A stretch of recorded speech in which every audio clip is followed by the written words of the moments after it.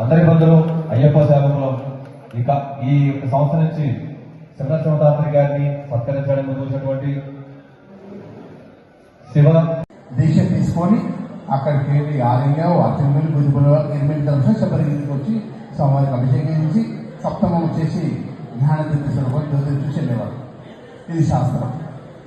అంటే ఒక్కొక్క టెంపుల్ దర్శనం చేసుకుంటే ఒక్కొక్క లాభం మనకు చేకూర్చాడు. ఒక్కొక్క చక్రానికి సంబంధించిన చక్రాలన్నీ యాక్టివేట్ అయితేనే మన ఆరోగ్యపరంగా, ధనపరంగా, అన్ని ఆనందపరంగా అన్ని విధాలుగా ఉంటాయి అన్నమాట.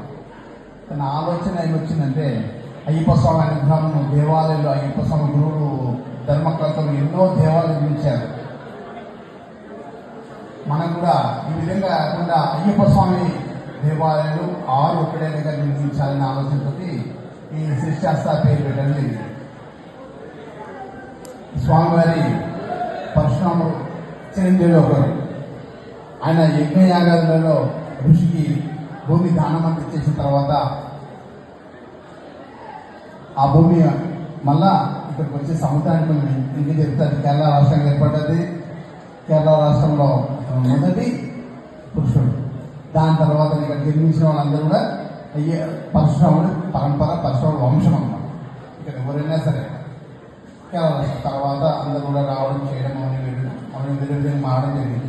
తర్వాత స్వామివారి 108 శివక్షేత్రాలు, విష్ణు ఆలయాలు కూడా నిర్మించి చేశారు స్వామివారు. దాని తర్వాత సుబ్రహ్మణ్య దేవాలయం కూడా ఇక్కడ నిర్మాణం జరిగింది. ఆయన చేతుల మీద విగ్రహ ప్రతిష్టాపన జరిగింది. ఇక్కడ పూజారిని, తంత్రివారిని మన ఆంధ్ర రాష్ట్రం నుంచి తీసుకొచ్చారు. ఇక్కడనే 25 మందిని తీసుకొచ్చి ఇక్కడ వారికి తంత్ర విద్య నేర్పించడం. అంటే ఇక్కడ ఏవైతే దేవాలయాలు ఉన్నాయో అవన్నీ కూడా తంత్ర విద్య ద్వారానే పూజ చేస్తారు. విశ్వామిత్ర దగ్గర శిష్యుడిగా తీసుకొని పరశురాముడు ఆ విధమని కూడా మనం కూడా మొదటి గురువు వచ్చేసి పరశురాముడు. ఆ తంత్ర విద్య ఏదైతే ఆయన చేతుల మీదుగా దేవాలయం నిర్మించబడిందో ఇక్కడ ఉన్న పూజారులందరూ కూడా ఈ విధమైన తంత్ర విద్యతోటే, ముద్ర పూజతోటే మనము ఈ పూజ చేయాలని ఇక్కడ ప్రతిష్టాపన చేశారు. అందునుంచి ఇక్కడ పూజ విధానం ఏదైతే ఉందో ఇక్కడ ప్రతిష్టాపన దేవుళ్ళు ఎవరైతే ఉన్నారో వారికి మనం పూజ చేసినప్పుడు తంత్ర విధానం చేస్తున్నాం. పరశురాముడు దేవుడు ప్రతిష్టాపన అయిన తర్వాత ఆయన యుద్ధము అయిన తర్వాత 1950లో దుర్గల ద్వారా అంటే దేవాలయం కాయపడంలో విగ్రహం ధ్వంసమై మళ్ళమైన తర్వాత 1950లో పునఃప్రతిష్టాపన పంచలోహ విగ్రహం ప్రతిష్టాపన జరిగింది. అది తమిళనాడు నుంచి రామస్వామి వారి కుటుంబం నుంచి మనకు ఆ విగ్రహ ప్రతిష్టాపన జరిగింది. దాని తర్వాత చేసింది. అయితే నా ఆలోచన ఏంటంటే ఈ 6 క్షేత్రాలు అయ్యప్ప స్వామి దేవాలయాలు హైదరాబాద్కి దగ్గరలో, హైదరాబాద్కి దగ్గరలో మేము ఇక్కడి నుంచి హైదరాబాద్ నివాసం ఒక 30 సంవత్సరాలు అక్కడే ఉంటున్నాను.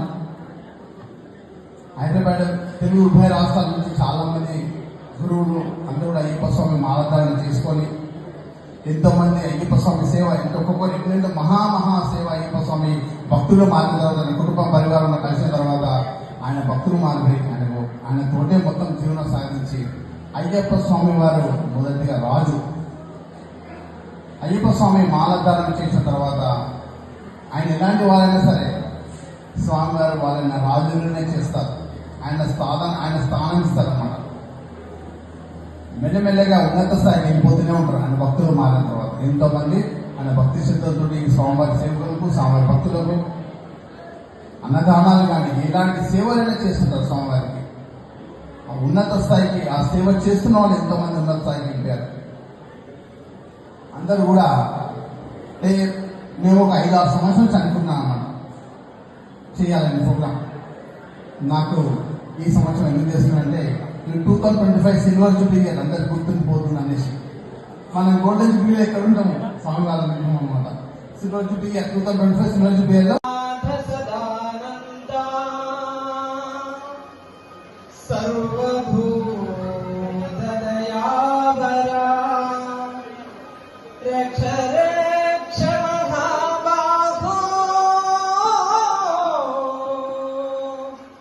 శాస్త్రే తుభ్యం నమో నమః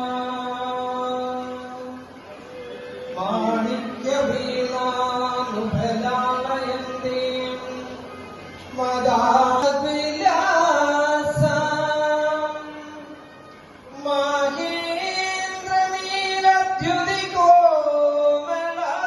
മാത്രമായി ആശംസിക്കുന്നു. എന്റെ വാക്ക് അവസാനിപ്പിക്കുന്നു. സ്വാമിയെ സമർപ്പിക്കുന്നു.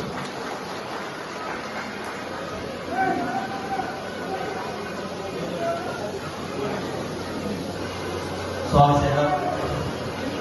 ബ്ലെസ്ഡ് ശബരിമല മാന്യമേൽശാന്തി ബ്രഹ്മശ്രീ ശങ്കരൻ നമ്പൂതിരിയുടെ